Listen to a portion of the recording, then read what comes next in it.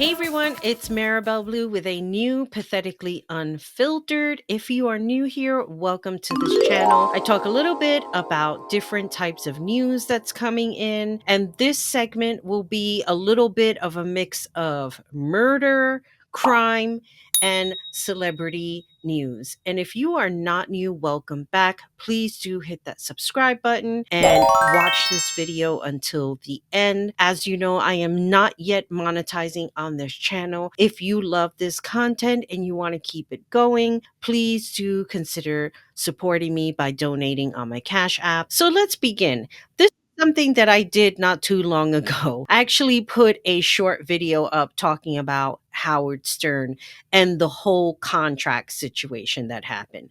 So while Howard Stern was on vacation this summer and I was playing catch up with all of his shows, there was a whole rumor happening where Sirius had canceled his contract. And I'm like, how did they get this information?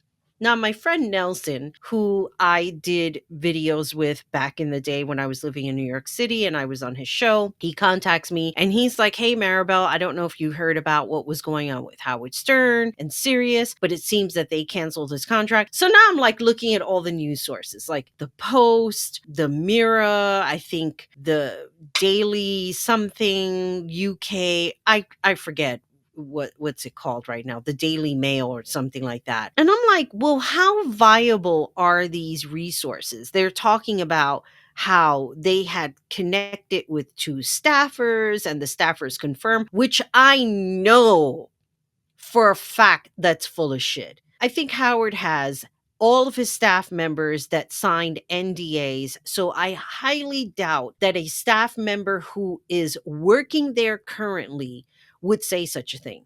Now, we've had shit happen in the past where, like, different people who have left the show have spoken terribly about Howard Stern and talked about all of these different bullshit things that happen. I really don't believe it. I think it's just a matter of they got fired and then they had a resentment and they wanted to go out and spread all of this misinformation. I actually interviewed one person who had left the show and he had nothing but kind things to say about Howard. Now, of course, that could have been for show, but he had no issues when I asked him in advance if he wanted to mention that he worked for Howard Stern and what kind of experience he had there. And he was like, no problem. I have no issues talking about Howard. So that's that.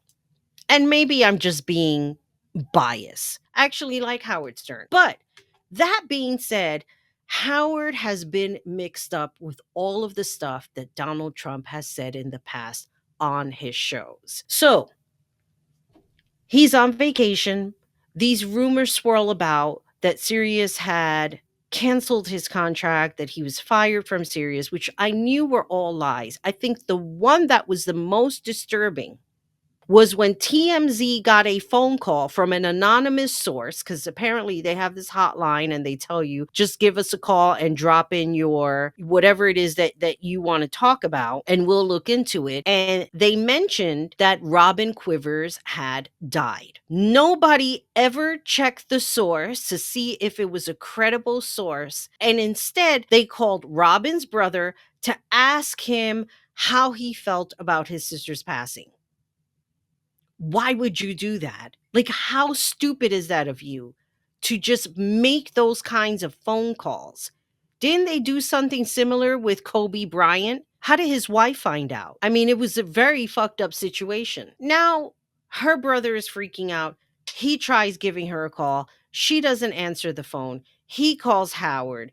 Howard is calling her. She's not answering her phone. So now everybody's freaking out. Meanwhile, Robin is like probably out in her garden, which I think that's what she was doing. So she probably never heard her phone. She's out in her little field planting or doing whatever. And she has no idea that they've already killed her off. So thank you, TMZ, for taking a source and not a credible source and running with it and putting the fear in other people thinking that Robin Quivers had died. And the good news is Robin did not die. She is very much well alive.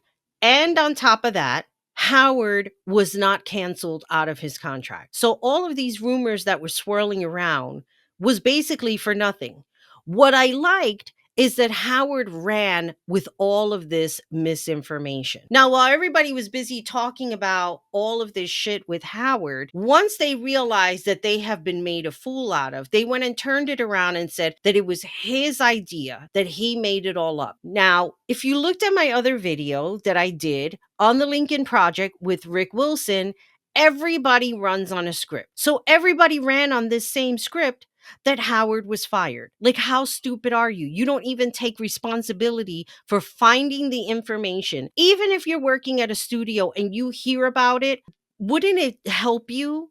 Like to think, let me check if this source is real. Like, I know it came from my manager or whatever, but let me just backtrack and make sure that my manager is giving me good information before I get on TV and make a fucking fool out of myself. Would anybody think that? You're just taking everything at face value.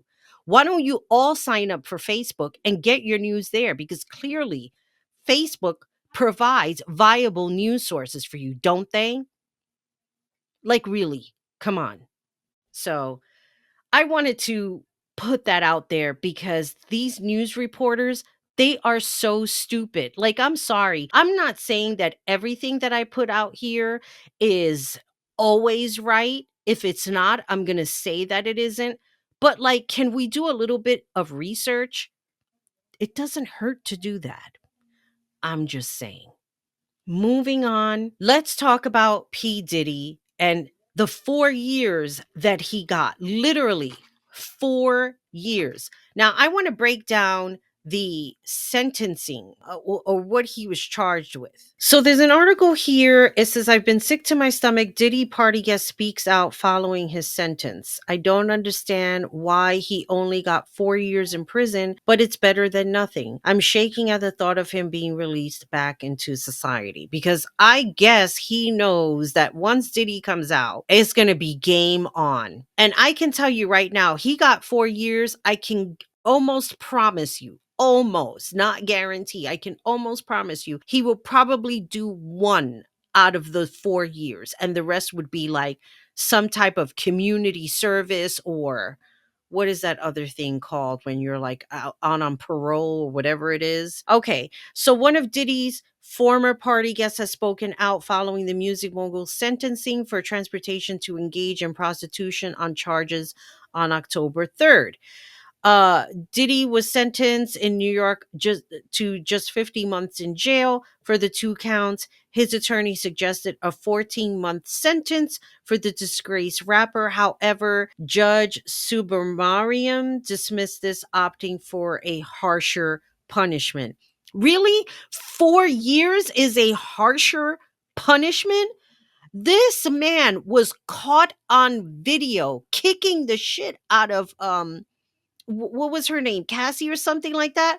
4 years is not a harsher punishment. I'm sorry. During his sentencing, the court heard from Diddy, who said, I want to thank you for giving me the chance to finally speak up for myself. One of the hardest things I've had to handle is having to be quiet, not being able to express how sorry I am for my actions. I want to personally apologize again for Cassie Ventura for any harm or hurt that I've caused her emotionally or physically. I don't take that lightly. I would like to apologize to her family. I'm so sorry. Really? I mean, really, Diddy? You're so sorry? You wouldn't have done it in the first place. And I'm going to tell you something right now. I never liked P. Diddy. I don't know what it was about him. I just did not like him at all.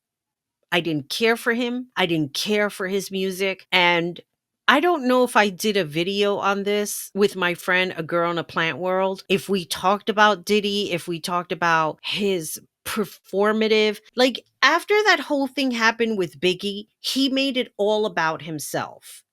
It wasn't like a grieving thing for my friend. Let me just take a song from Sting and put my words on it and make it like a big deal so that I could have the performance of a lifetime. That's the way it looked like to me.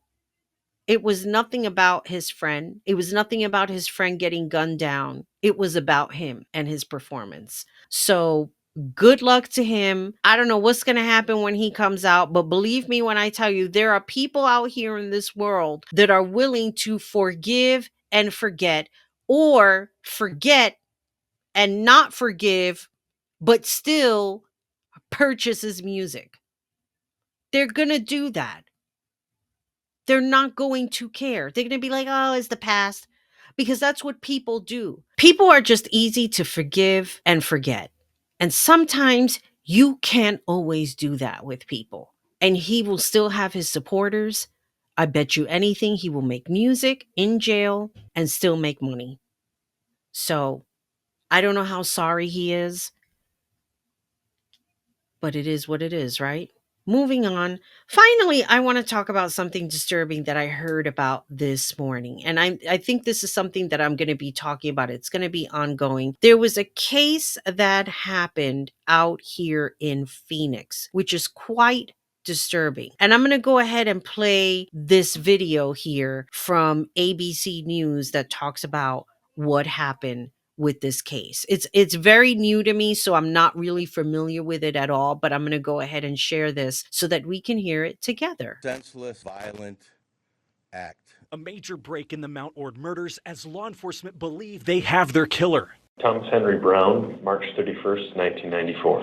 All right, sir, you're here on a Superior Court new case alleging 2 counts of murder in the first degree. 31-year-old Thomas Henry Brown is accused of killing 2 Phoenix teens, Pandora Julesred and Evan Clark, back in May on the mountain northeast of the valley. Detectives saying nearby campers directed their attention to Brown. The tip from those campers detailed some very specific observations. One of the tipsters was Brown himself, but it wasn't to turn himself in. The sheriff's office says he wanted to provide details and drone video he shot while camping near the crime scene around the same time. This move stuck out to retired FBI Special Agent John Iannarelli. A lot of criminals will realize after the fact they haven't committed the perfect crime. In this case, perhaps he had his cell phone with him, which would locate and triangulate him to that very area during the crime. So the need to get involved, to be able to dispel any myth that they were there for any other reason than an innocent purpose. We dug into the social media history of accounts linked to Brown. There's posts about camping in the area, being shocked to hear about the murders, and posts about providing tips to law enforcement. Some criminals that engage in this sort of activity of getting involved with the investigation is to try to get the police off of them so that they're not the suspect. Ultimately, the sheriff's office says DNA evidence contradicted Brown's story, which led to his arrest. While the threat may be gone from the mountain, Iannarelli says campers should always be prepared. I think this case highlights that a tragedy can happen anywhere. It's not about being paranoid. It's about being aware. Know your surroundings. Have a way to communicate with people.